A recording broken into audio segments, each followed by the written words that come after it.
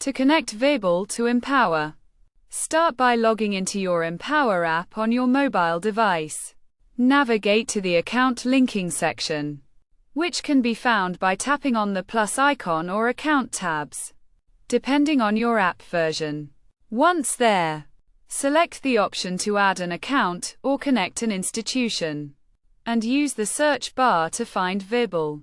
If Webull appears in the list, click on it and enter your account code, including your email, username, and password. You may also need to complete additional security verification, such as two-factor authentication or email confirmation. After logging in, grant Empower the necessary permissions to access your Webull data, including tracking your balance and transactions.